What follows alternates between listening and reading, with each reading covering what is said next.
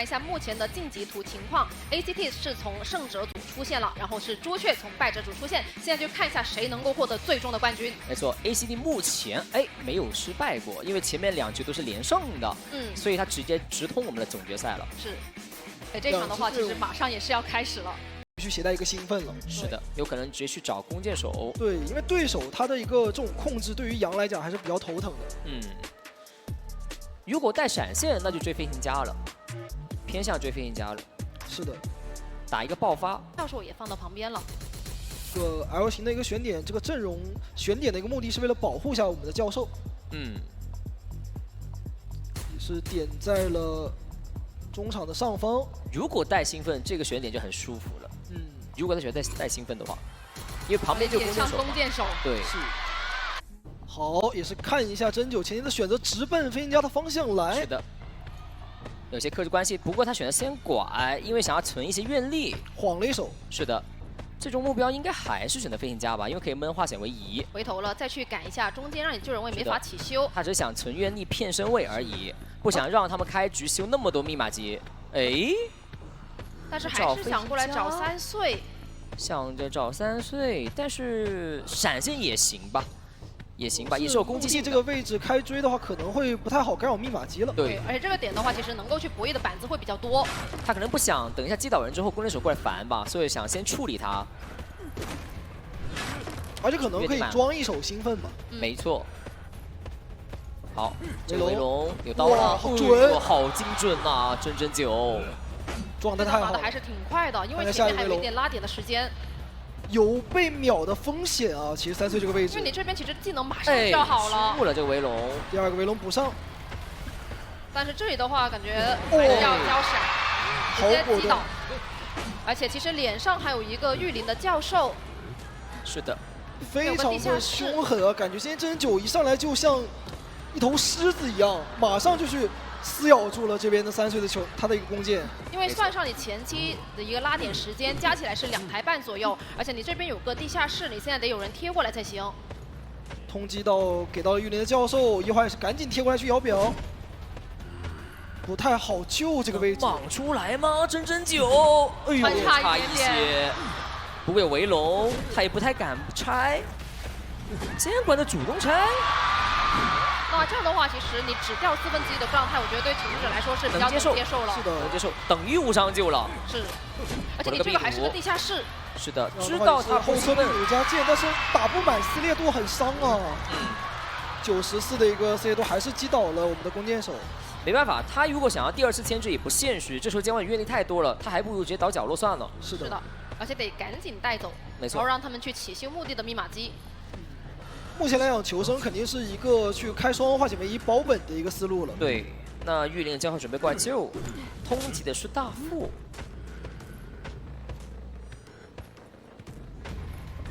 来接一下教授，拖点时间吧。片的博弈，直接交了。哇，但是这个距离还是有点风险的，可能会双倒啊。能救，过来直接打针对求稳，不选择摊。 那这样的话，其实到下一波也没有一个牵制的空间，是的，感觉还是有点难受的。这就是直接把自己的一个技能给切掉，赶紧切成一个传送。熟练度真的非常高啊！他这手羊，每一个笼子都能拿到刀。现在剩下的3台遗产，其实密码机的进度都会比较多一点，朋友们尽量再抢一下。等到你挂上弓箭手，其实就剩半台左右。关键是他这个愿力很多啊，密码机差半台，但是我这个愿力。 谁能牵制得了呢？很难，我觉得。而且还有一个连续密码机的风险。是的，只能让这边的一个飞行家来抗压了。大副的道具其实得考虑去留的。对，留开门站1个，然后教授的位置相对来说远一点点。监管者不选择去找 S 版的人，因为当时密码机没有摇。是的，远在这个位置跟他博弈。但是过来还是让真9直接拿到了1刀。但现在外面也是多起了1台。他这波应该想击倒之后再考虑控场。 他对密码机的一个把控还是比较细致的。小背包直接交了，往回喷。那这里还有一个非常操作的机会，再补个围龙后撤，一刀击倒，悬停撞一下，但还是倒啊！博弈，漂亮，可以。再反转，再博弈，阿元，我的天，还在搏，我差一点点交了一个围龙，只能交传送了这波。 因为御灵这边是有鳞片的，还能博弈一下，想骗他。哎呦，安全位置，这个位置的话，这个脚卡了个夹角，卡住了。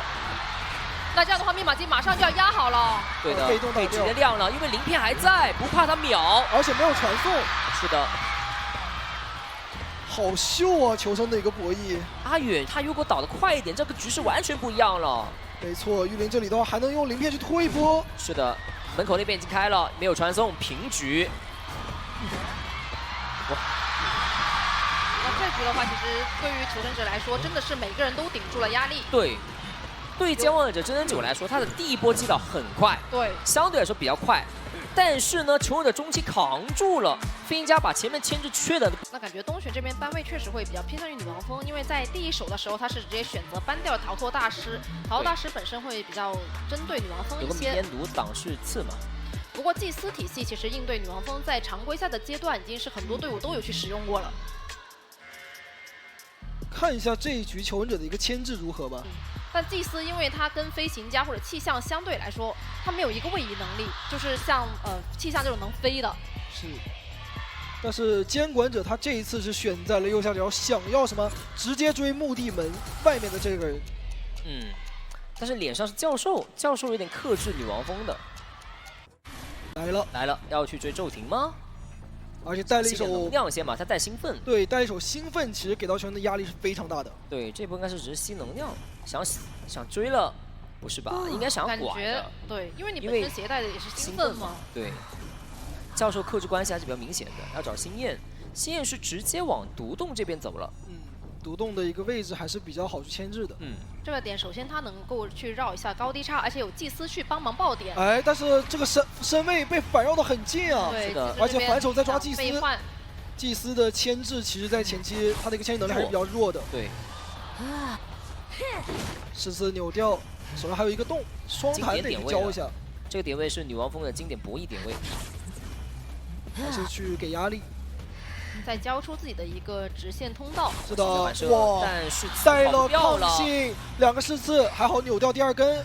没错，还有一个机会。的充能快好了，哎，必中14次，中了，第3根中了。祭司现在岌岌可危啊！对，这里看要不要去反转，但是东玄意识到了，他识破了，这也在他的计算之中。因为这个点已经是没得牵制了。对，如果你钻过去走的话没用，那边板子已经没了，是，所以他只能反转。而东玄也知道他想要活，他只能反转，所以东玄不着急，我等你过来。双方都太聪明了，太冷静了，东玄都是千年的狐狸啊！没错。现在是狗狗贴过来。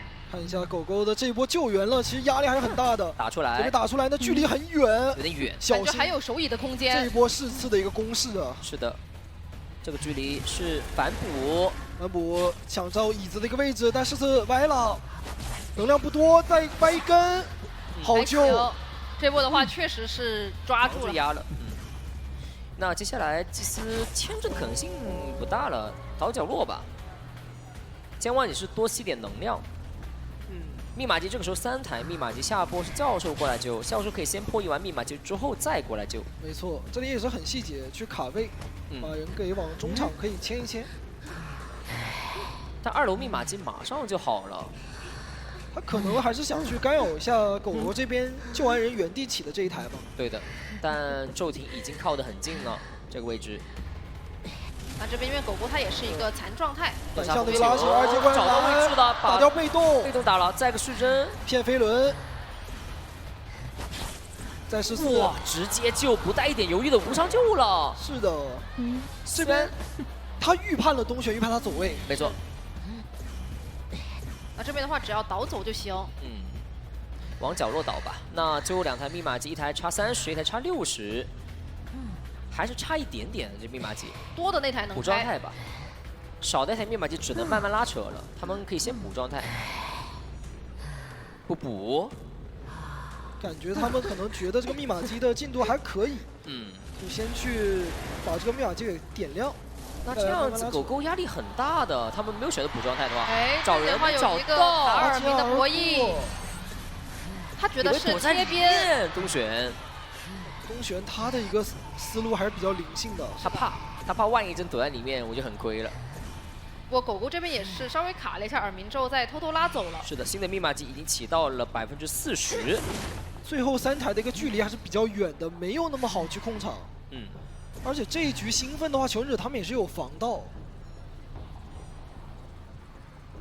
看星焰的，这个位置有个倒地是有地下室的，他不能被秒，因为空了，这一个直接跳地下室，故意的吗？但是试4的话还是命中了，然后他自己没有回光返照，而且还有个地下室，这个2阶反没了吗？对，不交吗？看飞轮呢，飞轮至关重要，比努躲掉，但是这一剑，不过没有关系，监望者这边是没有回光返照是一个问题啊，是没有返照，监望者空了一下，拖了一点点时间，但是没用啊。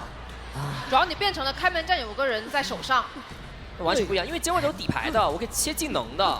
密码机虽然压好，但是你这个2个人他不好走。是的，教授的位置有点尴尬，直接往墓地去压。能意识到吗？意识到了。骤停的耳鸣就在脸上，这个人的位置能躲住吗？热水边没有人，要回头吗？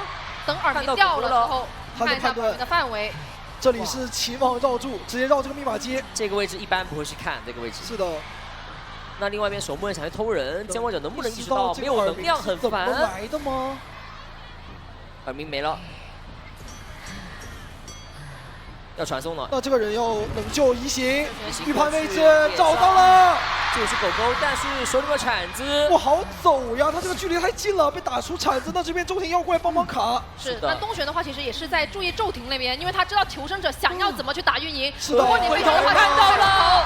但是有鳞片，杀2羊，有鳞片吗？有博弈空间，飞轮直接救，还是被打倒了。哎呀，鳞片是走不掉，哎，攻守者在里面是走不掉的。是的，他现在的话只能硬拖。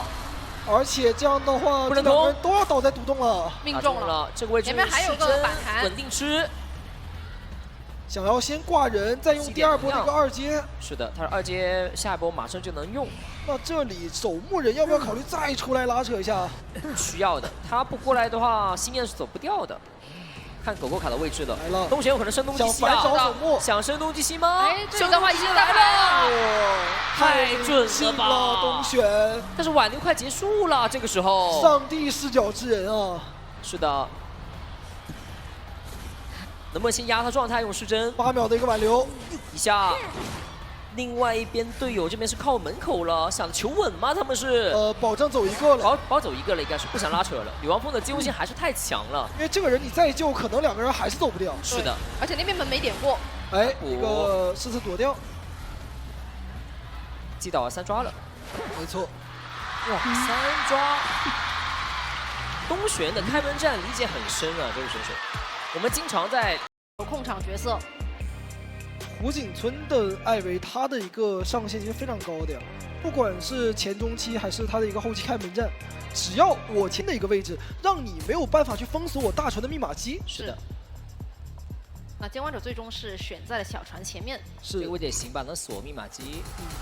这里还是能够锁大船。对，没错，还是能锁大船。来了，本体去压3岁。克制关系，要伊森去锁一台密码机。是的，等到锁了之后呢，再把伊森拉回来起追3岁的古董商。前期就是一个双线操作。对的，再拉过来准备起追3岁了。而3岁选择走去大船，然后大船的队友呢下船之后去破译密码机。是这样的话，干扰的人就很少了，开局只干扰到1个人。来到了一个60的侵蚀度。没错，这波是有可能用本体的一组本相去打中了，拿1刀的。一定要去小心到他的一个高侵蚀度拿刀啊！好，这位置有可能一组本相哈。对，两面夹击。好。看真人9怎么用了，在骗。前面的话又多了一点侵蚀度。云门可以交，哎，预判，他是预判。哇，双方来了一波顶级博弈啊！监管者在预判求生者，求生者在预判。我这波的话是喷满了。好了，这一波判断不到位置没办法。还算很快啊，因为监管的闪现刚好，而且有吃刀了。他的下一波的一个技术 CD 马上就好了，是的。你往前跟的话，可能就是看一下这个闪现怎么交了。没错。这样的话得要求3岁那边。要不落地找个角度，好吧，这个位置不太好打棍。小心闪现了。是的。那这个位置没有飞轮，这闪现不好顶啊。他倒了，只能去预判了。他的闪现不会犹豫1秒。哇！他直接11倒。他的闪现犹豫1秒，他都不会真9。是，他都不会是真9了。好，直接交了之后击倒旁边干扰一下破译，一组本上给个流水了。这个时候上挂密码机加起来是快2台半。樱花这边的侵蚀度会比较多一些。这个侵蚀的有点恐怖了。他这个救人压力也很大，还好。只能弹互换了，不弹不行。要小心 A 晕啊！主动眩晕没问题，必救了，救的还算比较快。但他这一波的一个对策处理是处理的很到位的。看看真人9这一波能不能快速把顾永商给节奏续上了，因为顾永商这个位置好像还能玩一会儿。可惜的是顾永商没有飞轮，不然这一波还倒不了。是的，通过伊森的一个透视去判断球人的一个位置。一主本相打断他翻窗，可以，哎，存在感来了，等于带张狂了。是，其实他本来就是没有去携带一手张狂的，底牌挽留争上限。那你现在存在感占了那么多的话，还是比较占优的。在后期他多了一个底牌去切技能的一个说法。不过球人者也是知道他没有带张狂的嘛，可以确定他是带底牌的，会防。现在第二波的一个救援得赶紧来了，这个距离的话是稍微有点远。过来了，但是樱花帮忙分担一下压力，可能得交一波道具过来啊。但是这样的话，你2个人都过来卡人，对于真人9来说是比较可以接受的。多了一个陶片，没关系的。全是陶片啊！好，打到是佣兵，没问题。那手里面是有2阶的，伊森跟过去直接落地，这个侵蚀度9，有9点侵蚀度，落地肯定是没了。如果说顾永商倒的话，对于球队来讲是很伤。对，因为佣兵倒了呀。对，他们选择双救嘛。化险为也是已经消耗了2个。是的，没有选择淋雨，选择直接摸。现在的问题是，能摸起来。对，密码机比较少，而且佣兵你是回不了满状态的。那么我下一波这个1-4人调过来之后，我可以拿你这个佣兵去续我的节奏。是，还有一个问题就是你的闪现下一波马上就要好了。是的。现在 CD 也只有20秒，你后面去牵制那个人还得去扛一个闪现的压力，那这样的话可能佣兵就得被迫去拉开闪现的身位，护腕会叫得快。没错。走平地这个护腕要消耗掉了，直接先交。反绕，再反绕，因为知道你不太敢回头。但一花这边没有吃，选择落，因为这边看到有侵蚀度，有飞轮，漂亮，可以。那往前面压，有个博道具的机会吗？道具得交了。好像要走路去拿刀，对，得交道具。哎呀，好亏啊，2个层云，但也没办法了，毕竟不能吃刀嘛。是，不过也还行吧，因为也是把他的道具逼掉了。好，再闪开。只要有机会必交闪。是的。然后底牌这边可以提前切了，不选择切吗？可能想要再稳一手上挂节奏之后再说。对，万一他拖出下个闪现的，因为时空之影还是比较依赖闪现这个天赋的。魔术师的话也是一个60多的一个侵蚀度，很危险啊。其实下来之后已经是稍微扛了一点压力了，并没有说贪到魔术的状态，只是贪了一个魔术棒。双方现在在保持一种微妙的平衡，就看谁来打破这个局面了。就是看谁先没有绷住。是的。哎，来了，把魔术打残。那么现在3人半状态，监管者争胜的一个机会，争胜的机会很大。这个局朱雀的人队有点难顶住了，因为状态太差了。现在大门那台大遗产能够开，但是你第5台现在有点开不掉。2阶有啊，都是残状态。每一个破音密码机的求生者都得小心，因为监管者说有2阶落了。2阶交了之后是废掉了，不过没关系，他可能想走地逼，因为他也知道气象是没有回光返照的。拆桃片落回去，一组本相能中吗？80有飞轮，走平地，魔术棒得交了。对的。那前面这个板子已经没了，飞轮也省不下来啊。看这个板去博弈，短板博弈能做到吗？往前面压，直接走吧。哇，来了！这个位置太卡脚了。魔术棒的一个位置。他这个魔术棒撞墙了，所以被打出来，道具交了，人没了。而且佣兵也暴露了位置，那么可以直接去挂一手魔师，再去压力你这个佣兵救人啊。对，而且我伊森可以去干扰玉林那边破译，他破译的也不舒服。是的，你现在的话，其实外面气象跟魔术都没有回光返照。求生者虽然说现在有3个人，但是1个人上移，2个人，一个要救人，1个人要被干扰。是的，你修机那个人又是个半状态。密码机要不动了，这边2阶落地。还好是交了一波魔术棒，而且躲掉了这个，但是前面飞轮快好了，飞轮能博弈吗？哦，那这里的话感觉决裂，抽到了。这波博弈，真真9的博弈好厉害啊！真真9他太稳了，太稳了。外面想要去调一波状态，伊森拉出来，同时伊森去精神寄宿一下魔术那个佣兵手里面是有魔术棒的，哎，双喷全中！我的天，双喷全中！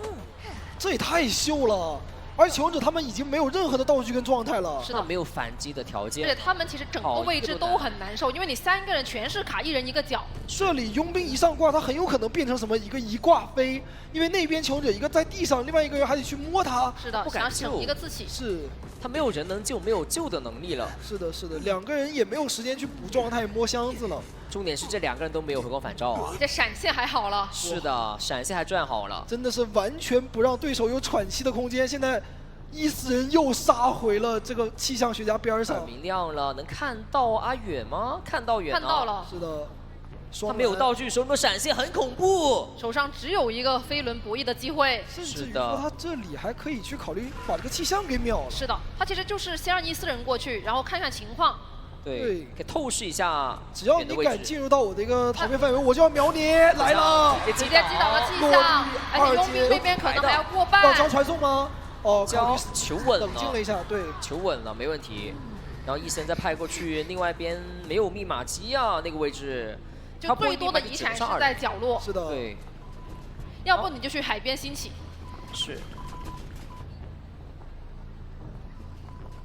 可以说，对于求生者来讲，这是一个很难以去破解的一个谜题了。是，本身你佣兵过来强行救人，他自己也是一个上挂飞。对，高进度的密码机就在脸上，人机同手，而且呢，你都是一个半状态，没道具。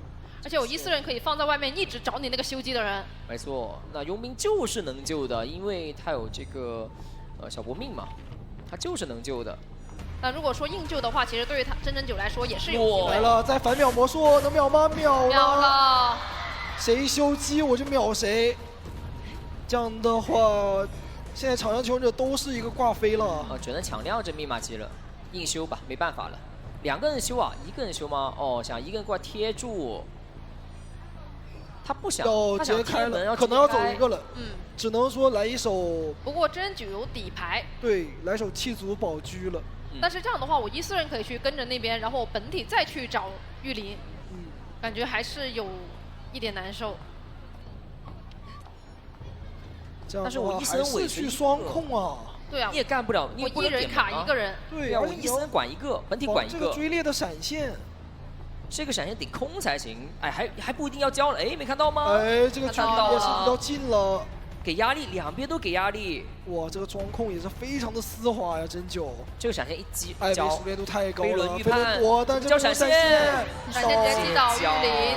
那边一花其实只是点了一点点。这样随着气象的倒地，其实对于佣兵来讲也是一手病危通知书发下来了。对，直接落地。98的一个侵略度，1人得要去小门了。这么玩的话，而且还是有追猎的，看能不能玩。100啊，没办法，慢了，没办法了。另外一边气象能起来是能起来，但是14人可以赶过去，1人位移太快了。一花那边只能说往大门的方向去靠，去稍微那个给一门是点点的压力。点过的，他是来不及去点完整的一个门的。而且这里它很细节，就是切了一个窥视者，可以去减缓你佣兵的一个自愈速度。是的。现在这个节奏已经彻底的在监管者的一个掌控之中了。没错。但是他这里要注意，不能说着急去挂佣兵，因为像学他这里有一手地窖。是的。要把他给放下来，然后去补一个窥视者。进柜子的还被激速了，完了。他在进柜子之前就被进行激速了，所以没办法。没错。这样的话，他是不需要去挂气象的，不过也可以。看佣兵这个自愈的一个时间也是来不及的。再击速回来，落地，有机会摇下来，可以给他摇吧。这个位置可以给他摇，他又没有道具，得往反方向切嘛，防止说你能冲地窖。因为他挽留其实快没了，对，挽留快没。但是现在这个版本佣兵的一个坚强，不一定能冲到地窖。没那么久，以前的时间比较久，现在的话就几秒钟时间，看一下有没有机会了。最后的一个机会能冲到这个地窖吗？89，好像有机会。有追猎，想要本体喷，怎么说？这么打得不打吗？你砍一砍才行啊！想要 A 晕，但是你越接近，想要 A 晕能做到吗？得 A 晕，得 A 晕，走了，走了！天哪！还有反转吗？千钧，而且这样很深刻，很聪明，这一手极度的克制这个医生，克制这个前锋。没错。因为我2阶之后呢，你不太可能跟我拉扯，因为我爆发太强了。然后前锋你是一个眩晕角色，蜡像是不是特别怕眩晕角色？重点是这个角色他的医生、小木屋的园丁、小船的飞行家和前锋。选择的是左上角这位置能锁大船下。那今年点位了，这个位置我觉得应该会找园丁，拐一下找园丁，有可能直接去找飞行家，但飞行家太能牵制了，所以园丁的位置应该得注意一下。我可以先给他上蜡。看一下东玄这边上来是选择先往木屋的方向去靠一下。没错，这木屋的窗肯定要锁。是的。园丁有盾，但没有关系啊，我可以慢慢上蜡。交不出弹射的话，其实这个距离还是比较难拉不走开的。对，这个位置就一个窗，其他都是板子。一个很高的一个蜡了。是的。哎，那我可以主动盖的呀，地板。那我可以踩板呢？然后踩板。是的，前面还有弹射，亏了这波。哎，这里的话也是顺利的让狗狗这边把这个弹射交出来，是的，转走了。那这个点位还能玩。这样你盾的时间会拖得比较满。没错。还是要去等这个盾结束的瞬间去拿刀吧。冻住，可以的。那接下来狗狗往里面走，这个位置还能绕一会儿，但是这个点位对于蜡像来说是优势地形啊。海边的一个高墙其实没有那么太少了。对。再往里面去利用最后的一个单墙，看能不能去规避一些蜡。这里想博板，博一到了一个砸头，博亮。他就是用一个对头铁的一个思路去强行逼你去盖板。是的，那我等个6秒钟时间就行了。这样的话去把你定住。好，把它清掉，击倒。我密码机的话掉的也是比较多，现在是将近3台。第一波救援想要一森过来救啊，一森是提前跑过来了。飞行家的救人还是比较稳的，蜡像师很难去拦住他嘛。想保前锋状态，想让前锋把中场给先修开，不然会被疯狂干扰。但确实是锁到了吗？锁到了，锁到了。那中场不着急修了其他新的密码机，或者过来都可以，但监望者是有兴奋的，还不如直接修密码机算了。求生者他们这个密码机的一个进度也是被干扰到，对，会有点难受的。这张图毕竟修机也会慢一点，跑图太长了，距离。是一刀救人。那园丁牵制可能性不大，直接往角落倒吧，往海边倒，拆个椅子再倒。这里还是很细节的废掉他的板弹。小亏啊，不过监望这边也行吧，因为刚好倒角落。园丁是很喜欢倒角落，然后顺便把椅子给拆掉的，可以耐做一点点。那你浪费一些时间，而且呢，队友也比较好去救。是的，另外一边西湾中场的前锋过来卡住。那这样的话，就看他能不能说先减员掉这个园丁，然后再去接节奏了。是的，因为蜡像师锁吗？他这一波手乙完，他是肯定开到2阶嘛。没锁到。新烟的话也是躲得非常好啊。看卡满血线。对，看到了。直接拉半球过来救，撞肩环9撞晕了，好秀！这个兴奋选择不交吗？不交，无伤救人，不交没2阶啊！哇，这一颗长球太有创造力了。哎，他不交这个兴奋的话，可能还是想留到后面去。是的，但是现在没有2阶，队友能保。对，等一下能冻住，我可以撞你的。他是保证自己能够去第一时间减员园丁。不过这里冲到了一刀，其实感觉宙景已经想过来去帮了，密码机马上就要够了。因为这个时候强摸，一旦没有第一时间去击倒的话，外面有个人修还是很危险的。哇，星夜是预判到了，还有螺旋骗兴奋，不掉气球刀。密码机的话只差最后1台88的。这样在你密码机马上压好的时候，你去交了这个技能，你的开门战也会不好打。是的，确实飞行家的第1台密码机啊。ACT 这个求生者太有思路了，很强，状态真的好，而他们是完美的预判你的后续的一个动向。是因为你前期一直是没有去教过这个技能，也没教过，就猜你是不是兴奋，那么感情骗掉了，高手之间的一个博弈啊。是的，识破了。现在的话，你来压拆密码机，我就不着急嘛，可以慢慢的去补状态、补道具。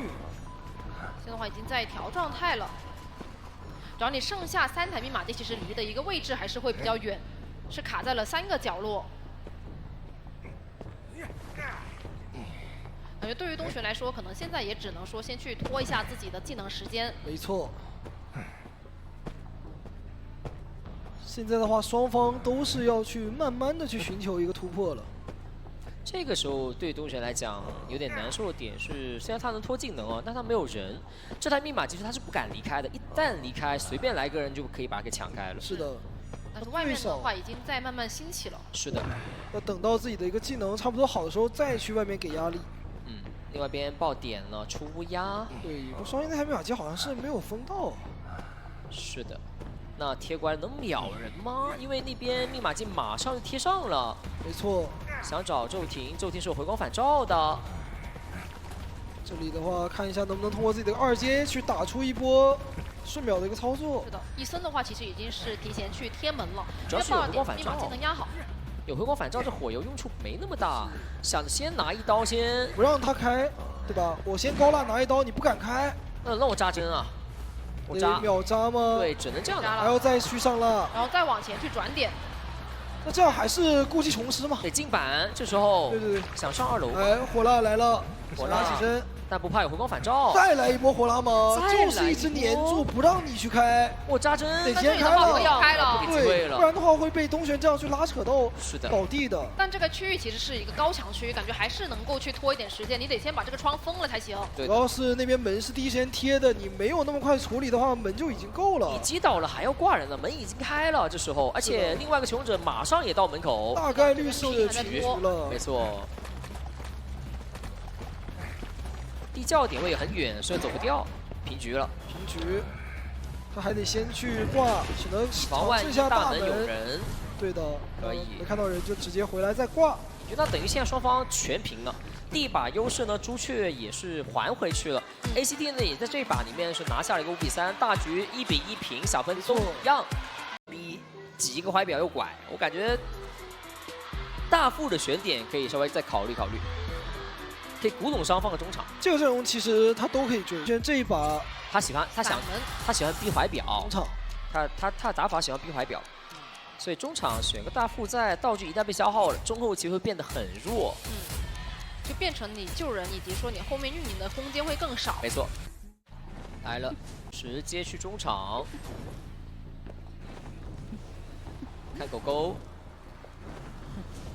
主要这把，因为它是比较不一样的带了一手巡视者，可能求生者那边也不一定能防到。求生者的想法就是他在逼我的怀表，所以我想交慢一点，但是万一被打出来，哇，很极限的一波扭啊，感觉有点吓人。其实是的，但是歌剧的话刀气会比较短一点点。他打算在第一个表结束的一个真空期去拿一刀，然后再放侍者。对，好，短板博弈，在等。捏着一波自己的回速，那这样的话有平第一刀了。他不敢翻，他怕翻的话是有震慑风险。下一波怀表也架住了呀，这个位置怀表一摇，我踹个板，只要你交不踹交怀表，我就放巡视者。是的，立刻放狗，能走位吗？我摇到了。哇，此时密码机才多少？一台都没有，时间才1分钟。回速一刀，不着急，马上就要咬了，咬到了，击倒，我的天哪！加起来1台半，太快了，这击倒速度。我觉得他们确实也是没有防到，因为你真的很难想到这一点。你可能常规就是窥视者或者闪现、移形这种。就你搬了我的梦之女巫放巡者，我歌剧我带一个不就行了？没错。所以还是亏了一些这个去选。那看接下来谁过来救了？伊森是能救的，但是好消息就是他比较耐做嘛，可以让求生者慢慢的去破译，然后要逼了。另外一边要过来偷不行啊，因为布鲁斯这个位置不好救。要双人来卡了。是的，单人的话他很大的一个压力。没错，看到星焰过来，古董商是能操作的。交波飞轮吗？不交。交，我直接给你一刀了，我不博弈了。救下来之后 ，OK。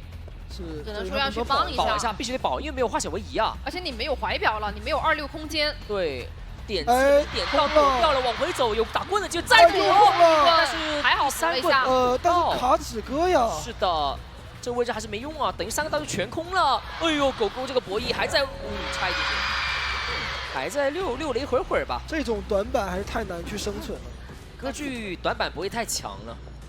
下一波的话，可能还是得伊森过来去开一个化险为夷。而且中场这边的密码机是稍微被干扰到，他第一时间是亮不掉的。这时候星要去洗角落的密码机了，是要起他新的密码机，要注意不要被击倒啊！他不能倒，有飞轮有棍，应该倒不了吧？哎，这里有交互点，可以回还要硬速，开也防到了。因为大副屁股很铁，对，一秒救不亏的。让你救无所谓。但好像星焰扛住压力了，所以东玄没有占到便宜，只能回去了。是，不过这样的话，其实打下来也是差不多3个人去运营一台密码机。没错。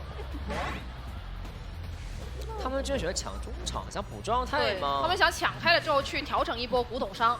是的，那得要法罗去摸，然后莫尔什去起新的密码机了。但现在也是还剩一整台的时候就进行了一个减员嘛，对于监管者来讲也是有很大的一个多状面的。对，而且他补状态，对手上的底牌技能也都好了。这一波先是躲起来了，然后监管者逼监管去找这个骤停或者是伊森，然后骤停是提前走了，法罗是能拖时间的，不过他没有回光返照，万一被打出来就很难受了。不过东玄这边没有意识到他在2楼，选在牌外面，以为他拉点走了。是，而掉了回速吗？不回速，还是要去清一下这边的一个视野。哎，但是看到了，不过他直接传送走落地。莫尔斯都还是比较能牵制的。哎，他落地比看到古董商也在这儿啊。好，视距骗掉，打到了一个插刀，因为是伊森是故意往回头走蹭他的刀气的。是，那这样的话，其实小2楼那台会修的比较舒服。没错，回速。法洛就说偷密码机，没想到掉一下古董商，他好像知道这里有2个人，大概是知道的，但星焰那边其实卡的也会比较远，没有说漏一个很近给机会的身位。那这样子密码就要脱够了，重点是他传送好不了啊。主要是这一局没有回光返照，那个人现在在远端，法罗破译太快了。你现在就算去换一下星焰，感觉密码机也是能压好的。回光返照啊，已经压好了，想拐想拖传送来不及的。这就法罗女士这角色强势的地方，打一个守门了，对，得打一个门口的拉扯。密码机直接开，但现在技能其实还有40多秒，他要那边已经在点了，他要拖地旋去拐门口，要打回速，还是有机会的，不能断隐月。是的，这里要很流畅的赶到门口，而这个门也很多了。主要你点门的其实是一个，我是想强开吗？强开不了，强开不了，但他能去扛一点压力，是的，所以就还好。这边点门，因为这个时候呢，监管者的传送还是没好，对面的门口是能开的，哪怕是法罗，古董商都开了。哎，一波失去，哇，这波还没抽到，很秀啊！那其实有可能平局。已经很多，大概率能平了，因为古董商来这边了，能点这边的门口。开了，好在地窖是不在这个方向。是的，能击倒吗？台在6，伊森。哇，个人能力真的非常强了，平局了。哎，那对于 ACT 来说非常能接受啊。对面选的歌剧，这个地画像是反而是被克制的那个，而且还有一个先知，因为你外围可以去给一些容错。你冻住了，我就给个1秒。这个大象选出来确实有点感觉是，他可能是没办法的了。前面的ban pick 搬完之后，感觉他预示状态，阵容上面容错还是有的。阵容打蜡像师还是会好打很多的，有幻灯的一个保容错，有先知的一个1秒。总体来说，只要救人不出错的话，还是比较好保平的。嗯，他选是正下方，跟上把一模一样选点啊。像手。看看前期的一个思路能不能去给自己创造一些后续的一个伏笔了。把密码机一锁，这边过来中场逼迫一下，守墓人一花是直接选择了盾铲。没错，锁一下密码机先，再去假装找3岁，然后再压玉林。你看这传送他就等 CD， 对，一下落地找阿远。又拐回去了，就是为了这个先知来的嘛。是的，然后再把中场的守墓人干扰一下，让你没有办法去前期多摊点密码机。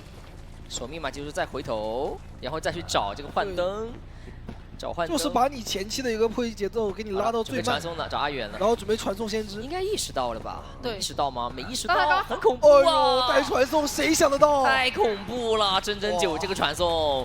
等于是什么？开局没有人破译，没有一个敢破译的。我不知道你要干什么，你为什么在逛？直接天降神兵，然后一个传送落地，我知道了，原来搞这种事儿。现在先知的压力也是非常大，很大很大。这个板子一踩前面有一个单窗，但是没有窗弹，这个情况下怎么办？哎，反绕到了。这里蜡其实上的还挺多的，很危险，很危险，有可能会高蜡拿刀的。但是对于姜来说，别鸟，别鸟。那我等你这个柔投影结束之后，我再去上拉就可以了。对的，我不着急。中场再过来主动权在姜的手里面。是的，骗飞轮，骗飞轮，一下就行了。对，走地把。完了，又高蜡拿刀了，拿到一刀。这个飞轮不能失误啊！真真九他是故意的，故意的。好，这下还有一个人物投影，人物投影有2个嘛？那这样的话能烧一波。滑板、滑窗没问题。拉开。哎，他这个鸟吸的很多了，刚才看吸了一个大半。这里的话能不能续出来呢？差一点，这个鸟的进度90，好可惜。这密码加起来2台半。下一波是能稳定出鸟的。对。这密码机会比较分散一点。看看求生，前期全程都在干扰。是。前期这个破译真的是被干扰麻了。这把好在有幻灯啊，克制你啊，不然先知倒的速度很快很快。密码机都不到2台，当时如果没有幻灯的话，空中有枪，要先交吗？感觉可以吃刀之后再去开枪，等队友走掉再开枪。对，哇，很细节。而且先知的鸟也已经顺利的去吸出来了，不过倒是给先知附了一点点蜡，这个应该是地上蜡块的蜡。对，不过会有一点牵制空间。哎，反绕先知，但是他的关键场爆点绕先有点尴尬吧，这个距离有点越拉越远了。主要是先知他不过也没关系，后面也绕回去了。是。但是这个鸟它是能26的，传送还是没有移形去灵活啊。对，移形灵活很多，移形追击方面也是有帮助的。这样的话，再拖一会儿，的一个时间有点久了。等一下，拖出幻野唯一的那种时间了。用鸟负一顶，再上2楼，不给你上蜡，逆转未来。这一下时间再拖一会儿都压好了，都要。没错。而且你外面还有化险为夷，然后再吸一回鸟，吸一半了，快！一直在去用这个小障碍物去躲蜡。是的，太聪明了。下波开化险为夷4人开门战，但是亏就亏在先知，没办法，那前面牵制这么久了，因为他没有回光返照带双弹飞轮嘛。这把也是求生者要去处理的一个点，可能要考虑什么呢？密码机压好，我就有人直接开。然后倒在一个比较难挂的位置，是这个时候的想念幽闭恐惧的好了。是的，是的。因为开化险唯一是可以直接亮密码机的，开了化险唯一之后直接亮抢那个门口。那监管这边能稍微的干扰一下破译，密码机还差一些。是空军监管者送了个魔术棒。是这样的，你顺境看通缉，逆境靠幽闭。对，没有幽闭的话，你这个4人开门战会很难打。不着急。密码机的话现在已经是解封了。好。可以上个人物投影了，但是马上压好，选择不挡了，直接亮，没问题。那边已经有人贴门了，3岁就在门口直接点门，而且幻灯师可以帮他加快这个点门速度。幽闭的好啊，幽闭的好啊！先锋2的门定住先知，但是挂人这个位置是不是没有椅子啊？这位置是不是没有椅子啊？看不几点有，那么门开不完，开不了的了。对，因为它是有封门的。这个位置有椅子往这边倒，这个椅子不是。哎，但是幻灯师有后援要不要强开？这里还能再下门，空军故意卖，这样的幻灯师看要不要过来救？那感觉空军能牵起来，看懂幻灯师那边。是的，给压力，守门这边也不着急。就看幻灯真这个位置要挂哪里？我觉得求稳吧，要不走了算了。但是如果说他把这个人救来，就是3跑拿大分。敢争吗？朱雀人队来，空军他是耐做的，可以搏一搏。挽留还有60多秒，正好覆盖啊！狭路相逢勇者胜，好吧？了，我们既分高下，也决生死。朱雀已经不是以前的青春小鸟了，他们敢争。但对真真9来说，这一波有可能对面争着。他能抓的，对，是的。现在伊娃已经是起来了，想要过来帮忙分担点压力。空军耐做加静物投影是有可能卡住的。他一定能做过挽留，因为幻灯师还有5秒嘛，而且幻灯师这边他自己也是有一个人物投影能过来的。是的，所以真真9这边也是不敢出来，就不敢说离这个椅子太远。他得贴联手，他一定要贴联手。要防这幻灯师直接登片过来把这个人给偷了，这个距离还有20秒，20秒是绝对能出门的，是绝对来得及的。对，这就要怕，有点让身位，幻灯师一个方向，怎么说？往反方走，不想救了吗？感觉有点求稳，其实。他是锁5秒，理论上是有机会的。他这个但是他这个位置太远了呀。拖挽留出门了。他可能是拖挽留出门了，求稳。想了想，算了，有点害怕是被翻。好，传送对面。这样的话也是一个稳平。对的。其实还是很有机会的，因为当时蜡像师站的那个位置，如果说当时选择去，但是鹿头打斗牛是不舒服啊。感觉我们都有点忽略了这个点嘛，因为斗牛、火灾他们其实可以有效去应对的。是，所以说力贤是觉得还是选强势角色比较多，这一张很赚啊。他鹿头如果真选了这把，哪怕我赢不了，我不丢分。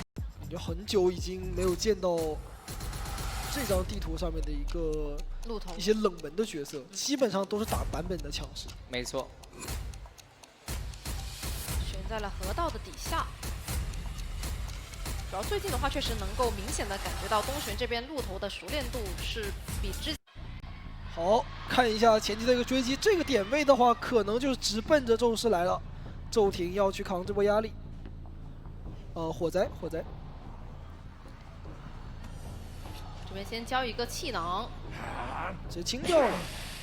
主要火灾的话，其实在牵制上面可能道具会使用的比较快一点。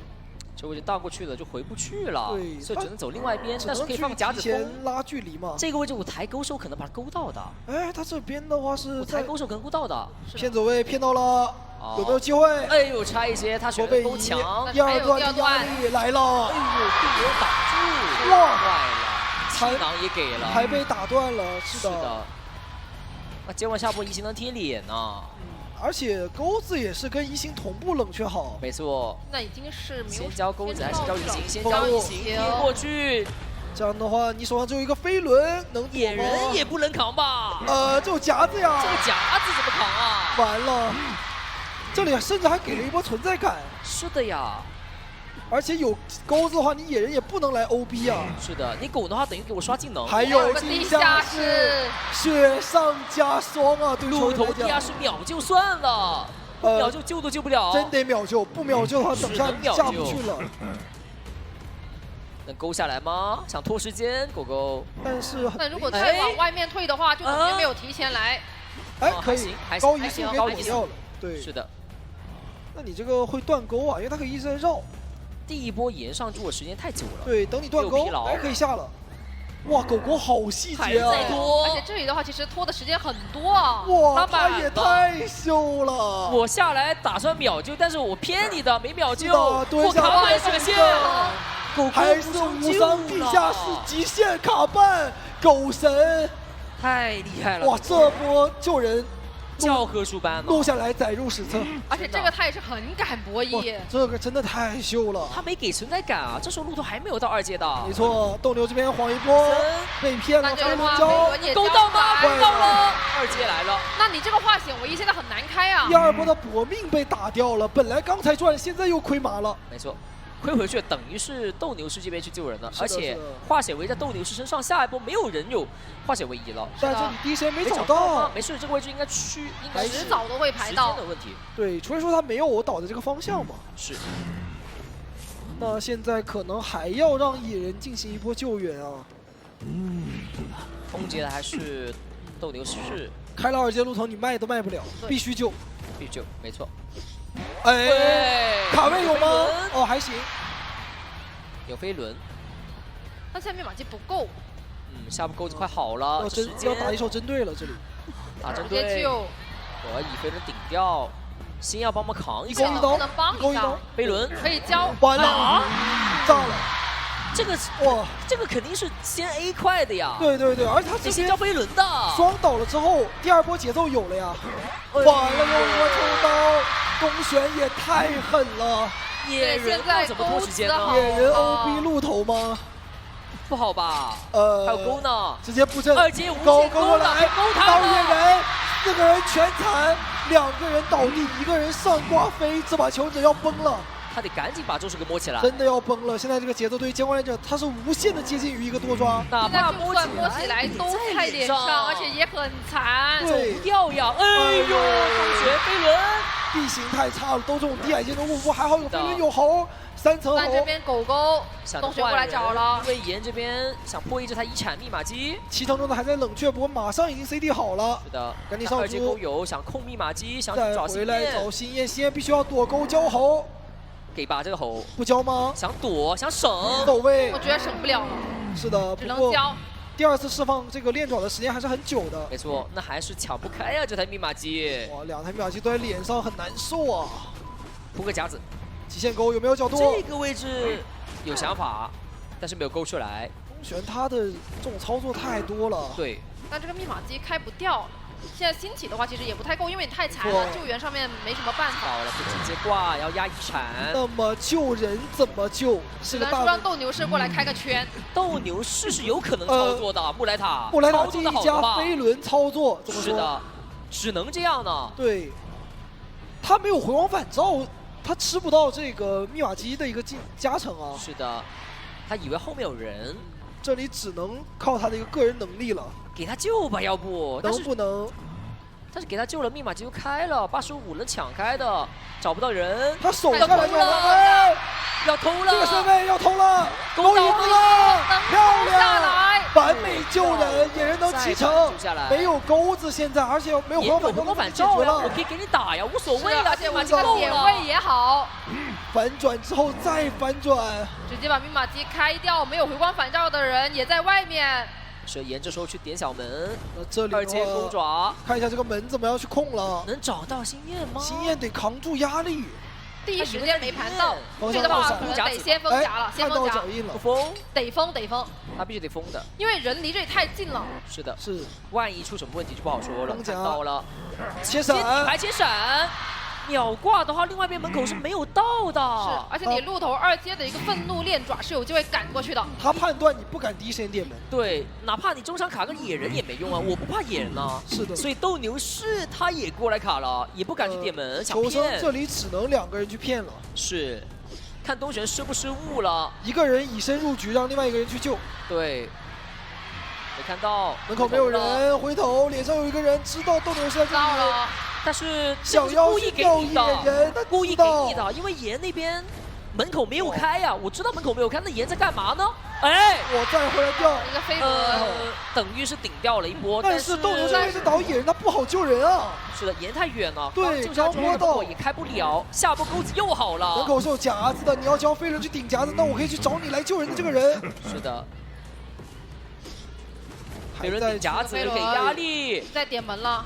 同学那这个咒术其实也开始能这样点开门战杀救的人吧，他还想去管大门。听到耳鸣了，知道后面有个野人回头了，得回去的，不回去好不行。聪明哎，哎，那失误了，那这样的话这个狗狗能救完了啊！这个钩子怎么失误了？关键失误这波是那这样下波2个人分开的话能平啊？平但是2均量很大个人现在有点卡住了，看能不能操作一手。没关系，一个人去点门给压力，对另外一个人在脸上去牵制。哎，不能倒那么快呀！天哪，完了一！神走不掉啊，了，他可以挂的，野人是可以挂的，野人是个挂飞的。啊！地窖，反正医生的位置知道嘛，地窖是的你又不在大房，现在医生就在脸我先上，丢了，我不管在不在大房，我先丢了再说，对，这样的话再过来去追，能躲掉看这个布莱吗？塔基怎么交？布莱塔要操怎么作，交？但是不是断钩的哇，还有不是说断钩的没用啊，他撞了，不是断钩没用的。那再回去挂一波野人，现在宙斯也是无力回天啊，想过来打团，但是你这边门又没点过，躲这个钩，二阶钩怎么躲呀？就看这个钩，二阶钩，看看能不能绕建筑物绕得得行得放夹子，不放夹子他勾不到，是的，不让卡他你到了，走外面呢，走位，你有一波，有机会这里，能再哎点一波，再躲移吗？速上个减速，叠起来了，斗牛士这边能不能摸起来？摸起来了。勾到了。野人的话，这边没有自愈，2个人再分开，是的，而且甚至还有4抓面啊！然后你现在从大房跑过去也还很远。是，这边把野人先给挂了。医生这个时候走门有操作空间吗？如果一生走门，哦，他刚才是极限卡慢了，如果躲了，不好走，不好走，钩子空了，哎，回头了监。管者这边还是选择求想掉稳。一下心这燕。样的话，星夜有没有机会走这个地窖？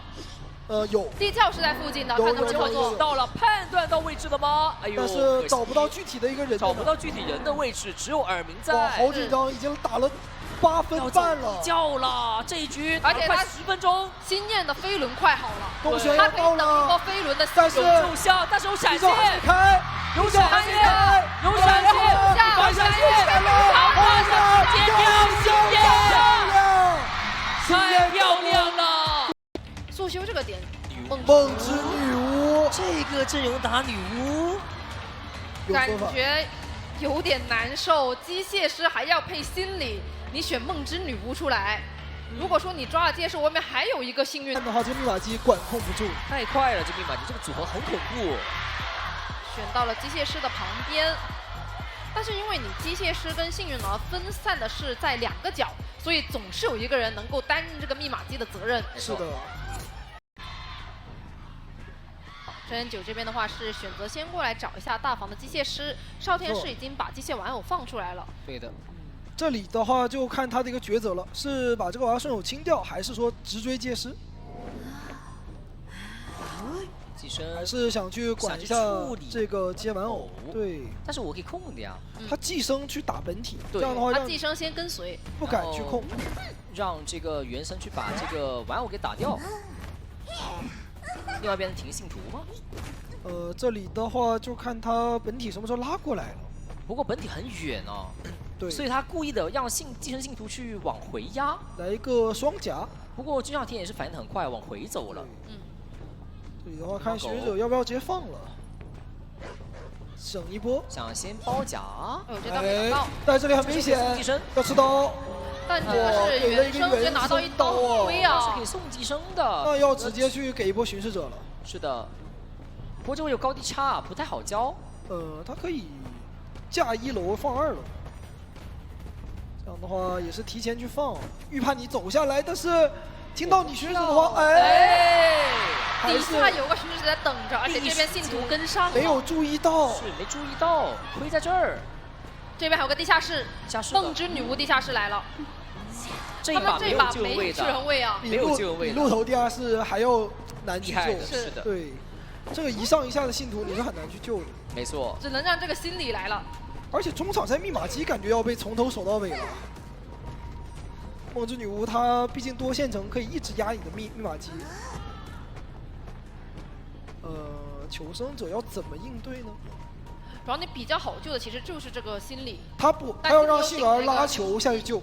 杏儿交道具了，对他等下去拉球下去救，对，这个必须得救的，这不救完不了。但是要注意这个淘汰进度啊，不要去。想感觉他们不卡半了，这个淘汰进度条就不卡半了。想卡头，感觉想保分了。真真9他现在也手上也没技能，也只能去打一个防守。是。卡头也行吧，但是这个化险为必须得开1次啊。监管者先去补寄生嘛，反正你也不救，我就不着急了。对，看到幸运儿的位置了。还打了到了，还行。我看一下3岁这边。那很舒服啊，对于监卫来讲。感觉有点不太想救啊。他如果这个时候再下来，他只是吃一个巡视者，他可能救不下来，直接卖了。卖了。哎，没卖，想拉球。怎么说？但这里拉球之后，你得歇一会儿，然后才能去救。没有幻灯丝，你怎么来得及？对，那这边你心里刚刚又给过1刀，坏了。我现在放巡视者还能有机会再拿1刀。化险唯一不开这个密码是永远少一截啊！这个化险为不开有点亏了，太求稳了。没错，求稳了，不想怕出现问题，所以求稳没救。但现在密码机也不是说特别的少，是挺多的了，所以也能打这一波，看看能不能逼个底牌。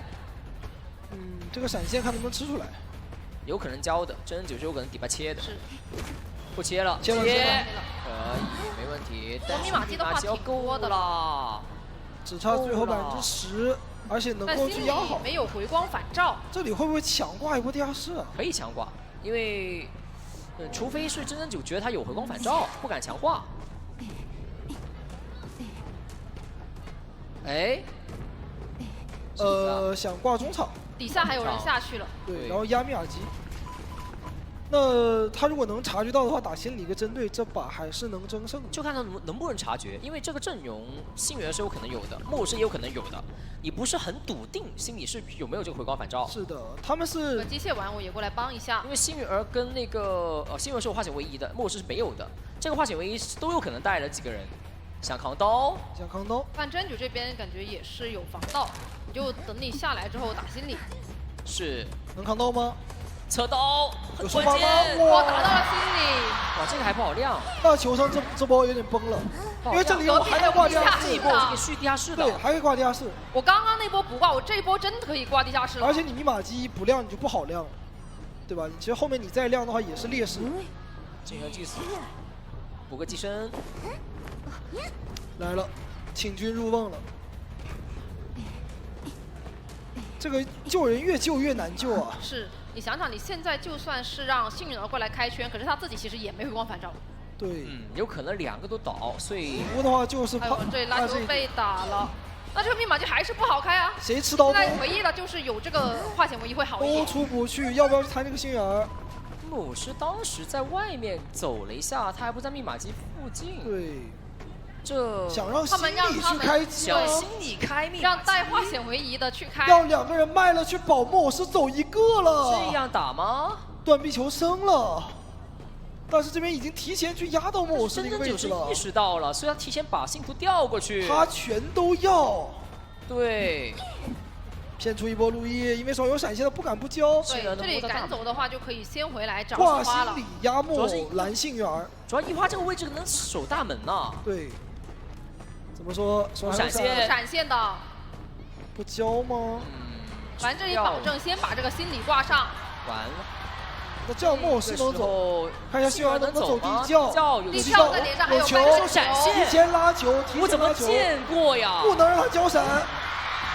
但是先拉掉反射，这个时候闪现不能空距离不是很超距了，能来下是闪现，拉球了3位，没躲掉闪现，真九防了一下，但是还是击倒了3庄。哇，还好他没有着急去交，他不急，真九你都在说他交的很果断，但他交起技能来，他是想好了再交的，性绝活。艾维这个组合也就怕心理，对，但是地图呢确实是有点局限性，但阵容上面来讲是能打的。我也是一直在给东玄去叮嘱一些思路，让他放开来打，放松一点。对，你的追击目标就比较局限。选心理正下方嘛，一般是选心理正下方。选这个点位想锁密码机。他在鬼板的话，可以把人都往外压。对，但心理是可以往回走的。对，而且这样选的话，你终点的3连会比较好控。来了，本体找杂技，伊森找心理，但心理往回走了。是的，可以落他。拦到杂技这个位置，喷一口60了。然后伊森去找佣兵，这样能控佣兵的密码机。是。同时本体这边吸一下追猎。哇，他这个太丝滑了，边追杂技边能控到密码机。没错。而且心理等下可能也要被干扰啊。他不想去地神拉伊斯人吗？想要先管一下那边的一个气象，然后再回来去干扰一下这边的一个心理。因为这把他是移形啊，他不是闪现，他就可以把场上所有的人的密码机全部去干扰。哦，他最终目标是骤体啊，追气象。看这边一个强风先慢追远，这波一组本相慢了。在他回头丢技能的一个瞬间没有去喷到。对，然后凝视法过去这个位置不一定有刀啊。是因为你没有闪开的机会，然后你又没有张狂。画错了，画成有点难受呀。我没关系啊，没关系啊。刀了，抽到刀了。其实本来机会还可以的。气象画错了，他当时。那这样的话要出问题。等一下的话，他这个伊斯人有可能把他喷满。那现在再把陈云画出来，刚刚是画成去，再干扰一下佣兵。没错。哎，他这里会不会刚好被伊斯人给堵住啊？再画，提前去画一波，应该是云了这个位置，交了，没问题。不让你的一个身位去拉近我。那往起点那边倒吗？哎，他传到是不是传错了？他想传佣兵，对，传错了，导致这个侵蚀度要掉完。掉完了这侵蚀度，哎，还有还有一飞波轮的，对层云跟这个强风的一个机会啊。是的，感觉这个前期都有点差。有点炸，有点炸。但东玄他是在底排的，所以后期的操控空间会有点厉害。对，交一波飞轮，提前去出圈，把车的位置给拦住。那么下一波还得看他的一个本体喷。他现在其实还是能拖，一直不想打下打来，断层云，对的。但前面这个身位能进板，要博板才哎，没办法，那这个确实没办法。他的视角是看不到监管的一个走位。这个是猜拳的问题。多的了。对对对，倒地的时候密码机是3台半了，那边有点将近4台了。对，脸上这个心理还有化险为夷，他可以先让心理救，然后佣兵在远端起了密码机。对，主要心理救完人就把摘机一补，很舒服。是的，气象就往起点那边倒就行了。这一把劣势非常大呀，对东玄来说。监管的话，他需要一些人找要机会。震慑吗？要能搏不吗？尝试一下？能搏？有能位了，有机会！哇，心眼太冷静了，因为他不怕砍一砍，他就怕震慑。对对对，他心里他毕竟不怕你 A 晕 A 嘛。对他怕的是震慑，所以他很稳。这样的话也是把东玄的一个震慑的机会给他锁死。那么只要现在拉走密码机，这把是有4人开门战机会的。身位很远，可能得交技能才能过去。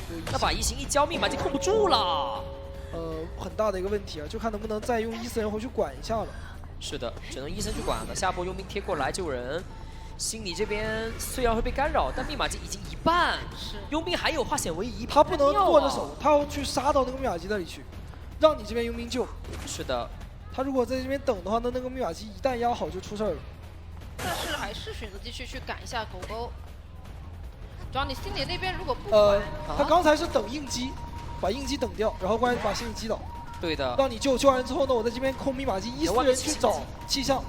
杂技是起了新的密码机了，对对对。而且那边新挂密码机是能压好了，破译加速已经出来了。他要起码力平嘛，所以说他这个14人是必须要去找到气象的一个位置的。而且你星体的话，其实这台也是有点远的。但对气象来，旁边是的，但对气象来说有飞轮，他有飞轮，你落地是击倒不了他的。你的技能又没有 CD 好，你底牌气闪也来不及，只能赌一波了，赌一波2阶落地秒人。是的，但走直线有飞轮，这怎么秒呢？密码机那边差%，哎呦，但是佣兵还是能救啊，佣兵是局势还是不变啊，密码机还是能压呀，气象还是倒不了啊，要不换佣兵？不行，不能换佣兵。不换佣兵没节奏，你落地击倒不了骤停，你能怎么办呢？但是如果他这里换佣兵的话，那边求者一换位，这把连压这个没有回防反摇人的机会都没有。是的，这把要不换位了吧？对，让心理怪地下室可以，机会来了。地下室杂技救人，然后看谁压机。杂技过来了，那杂技在对面半场过来的，气象，那机会真来了，而且他技能拖出来了，实在不行我底牌切闪，我也能击倒他呀，没有人能压机了，直接落。对，这个位置移形过去，走平地，可以击倒，没有人能摸到密码机啊。心里在洗那台76的一个遗产，那么东玄他现在本体占一个门，14人去控另外一个门，直接打开门战。是的，我开门战是为了拖我的技能。我实在是不行，我把这个技能拖出来，我还有一波争的机会。对，哇，侧眼他捕捉到了这一波翻盘的一个点。是的，换佣兵是，他有地下室的选择吗？3个人看看能不能说有一个多抓的面啊？求生还是要去尽可能保平的。对，因为人全在这半场，所以我不着急去管。这边不给他摸门，本体继续站起点，然后1线掉终点，拖闪现，他就拖技能，把1星拖出来，然后后面底牌给切。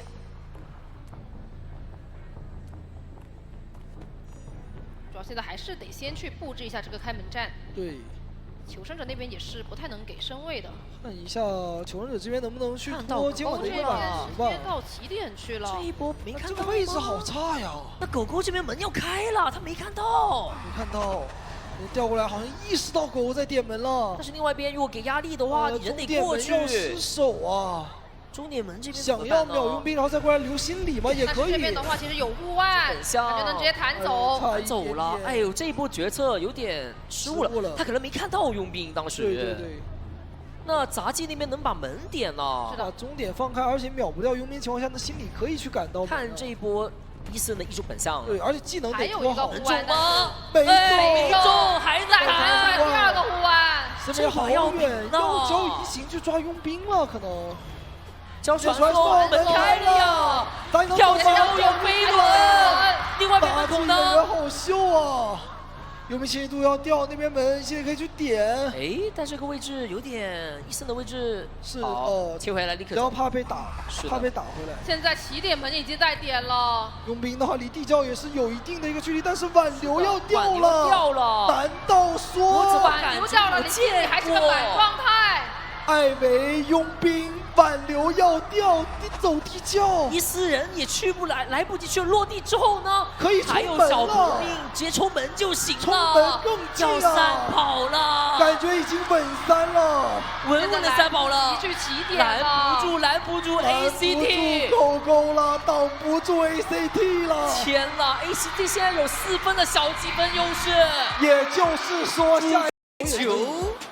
就算你克制我，但是我的机动性让我很难去被你打4跑。对，而且有主球的存在，就算开门战，你真的4个人有话也没赢，我还有一个门口极限封球捞人的一个机会。而且你那边想要去争上，桥上是估计小丑，还有3站底下的勘探。然后这把对于他们来说压力真的太大了，求生者得争4。开局先压。找勘探员，然后再去拐吗？可以先消耗到重点消耗哭泣小手道具，我觉得这把，以他这个比分来看，留一个去争的角度来看，可以先逼道具。是的，因为这个阵容唯一一个比较不好的地方就是求生者哭泣小手道具是有限的。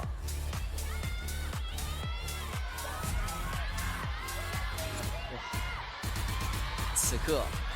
张狂挽留加闪现，球这边呢选择的是3个，哎呦，4个化解为夷，3个飞轮，拼了！好的，那么现在进入比赛，本场比赛由朱奇蛋球者对阵 ACT 战队的监管者，也就是哈皮、林芷安酱妹带的季后赛实时赛况解说。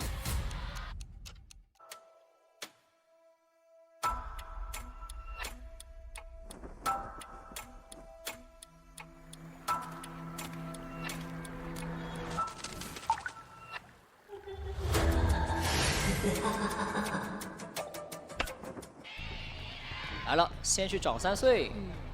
开局直奔着3岁这边的看人来，因为你前期道具不多，我给你上压力，是你比较好追的一个时期。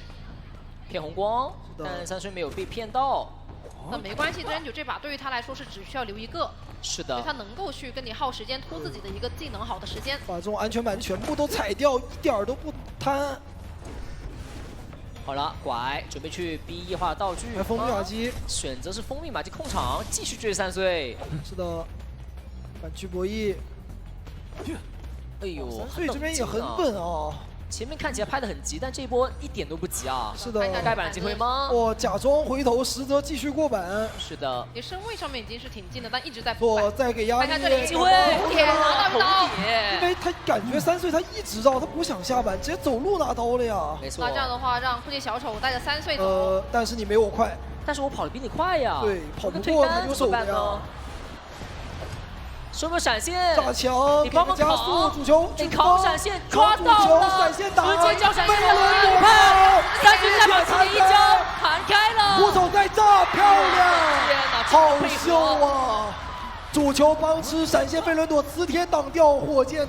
断速度，是的，拉满了，拉满了，这波套路这样9点已经不多了，2个再扛刀再陪跑。但是密码机这边也就2台，是的，有点少啊，毕竟队友过来扛了，因为他们想要去延缓他第一波上挂的时间。是的，3岁他这波很有机会去牵制起来。没错，那接下来主就好了，有惯性能贴近，来了，来得及，主打的就是一个接力赛。是的，有惯性锁住想。再帮忙持球，给个加速，来得及吗？加速，飞逃加速，打了来打不到，那雀跃的加速，糟了。这边针灸他不能再急摇不到了，他要冷静。他慢慢来，要不先去处。但是这个激励等会儿很快会叠好。是，对，现在10就还是得去处理一下。拉队员你也得管啊。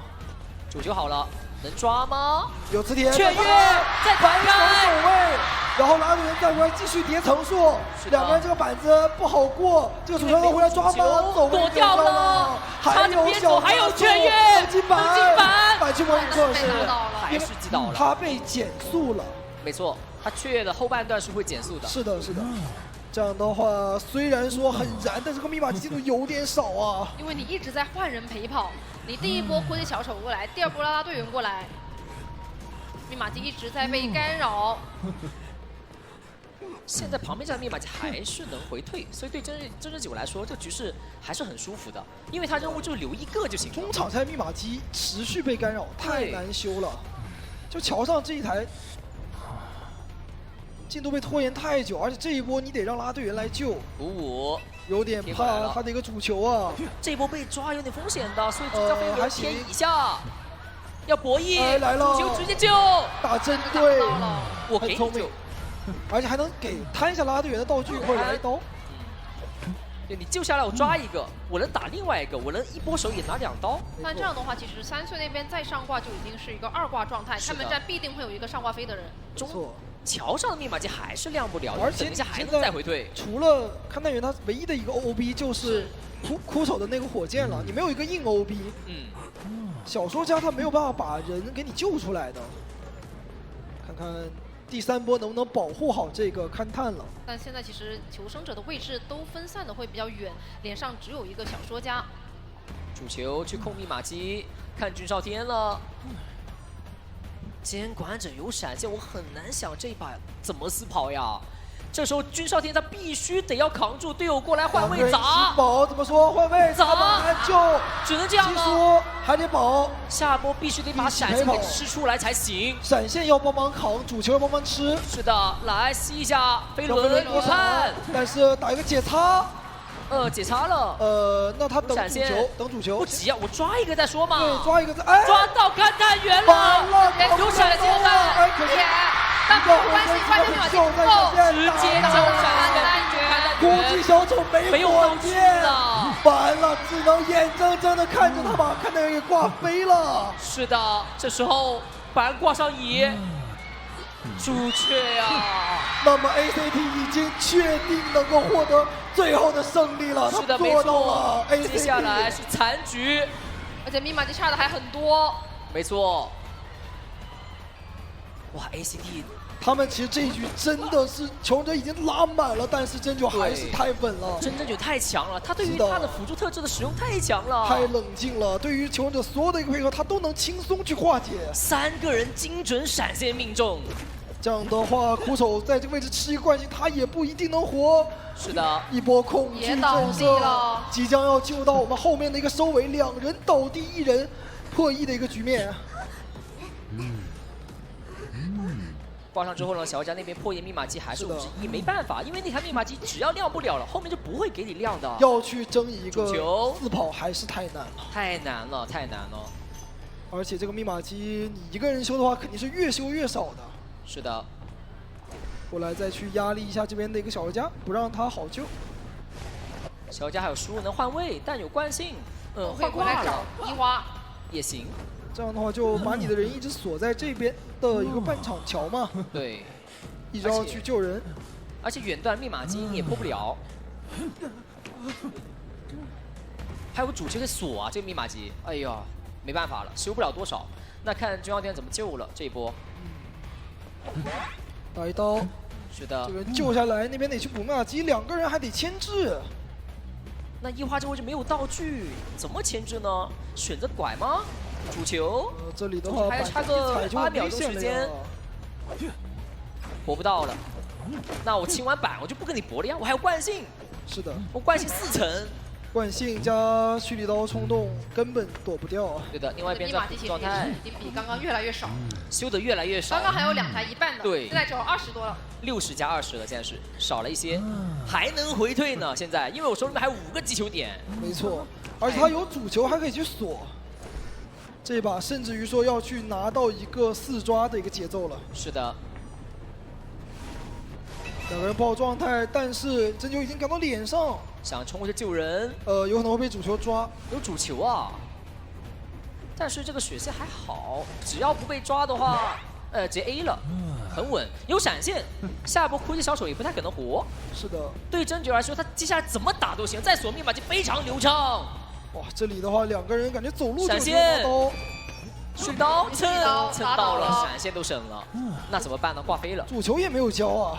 旁边还有人，我可以压他，直接交闪打一现，刀，状态都给他打没了。没错，优求者势实在是太大了。是的，这赛马边根本就没有足够的人力了，兵败如山倒。真真九他很想用4抓来收尾啊，没错，但是这个局势对于球者来讲，他们怎么走一个都走不掉啊一，个都走不掉，很难。密码机这边差太多了，越修越少。根本修不完，而且两个人一直在一个打团的状态。